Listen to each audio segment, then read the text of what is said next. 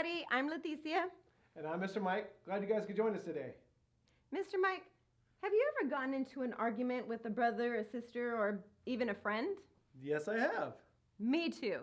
And I believe we've all gotten into an argument with someone at some point. Today, we are continuing in the book of James, where James talks about conflict. In chapter 4, verse 1 and 2 read, "Why do you fight and argue amongst yourselves? You want something, but you can't get it. So you argue and fight. You don't have what you want because you don't ask God." Today we are talking about conflict and arguing, and we have a great story for you from the book of Genesis about Isaac and how he chose to handle conflict in a situation that wasn't fair. Mr. Mike is going to help us out today. Here, Mr. Mike, I need you to hold this, please. Whoa! Did he hit someone with a shovel or something? No. You're going to play the part of Isaac. You see, Isaac lived among the Philistines, and he had great success growing crops and had large herds of livestock. But the Philistines grew jealous of Isaac's wealth, and they filled his wells with dirt. Isaac couldn't get the water he needed. Wait, that's not fair. And the king of the Philistines, Abimelech, had ordered Isaac to move away from them. Again, not fair. But Isaac didn't argue. He gathered together everyone in his household and took all the flocks and moved away to a valley. But he and his flocks needed water, so they dug a well. So get to digging. Okay.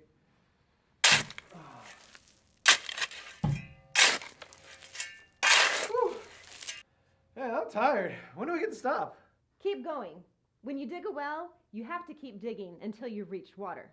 Okay, but how will I know when I hit water? This isn't a real well I'm digging. You'll know. Congratulations! You've hit water! Isaac and his men dug a well, and they reached fresh, clean water for their flocks and their people. Here you go. Go ahead and dry off. Okay, but you also have to start digging, because some of the shepherds came and said that well belonged to them. Wait, I just dug that. It belongs to me. It's mine. Nope, that's not what Isaac did. Instead of fighting or arguing, Isaac chose to keep the peace, and he gathered his flock and his people and dug another well. So start digging. This really is hard work.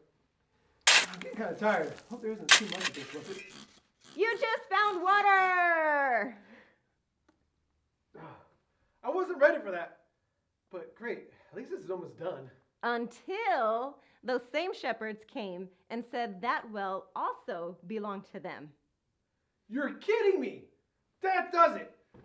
This is shovel fighting time. I'm sure Isaac and his men weren't happy, and some of them probably did want to fight. But once again, Isaac chose to keep the peace, and he believed that God had a bigger plan, and he walked away from a fight. He didn't threaten or argue. He took his family and his herds, and he moved even farther away. Did it have a well? Of course not. Isaac dug a third well of fresh water. So start digging. Then, Let me guess. The shepherds came back and took his well again. Am I done digging now? Because Mars is getting tired. the good news is the water is yours. King Abimelech came to visit Isaac with his commanders. Remember the king kicked Isaac out the first time? Well, the king wanted to make an agreement with Isaac. He had seen how Isaac chose not to argue, and he walked away from the fight, and he wanted to make a peace agreement between Isaac and the Philistines. Wow. And because Isaac didn't fight with them, everything worked out for him and the Philistines. Yes, Isaac could have complained, argued, or even gone to war with the Philistine people. But even if he had won the fight, Isaac knew there still wouldn't have been peace for him and his family. He knew how important it was to keep the peace.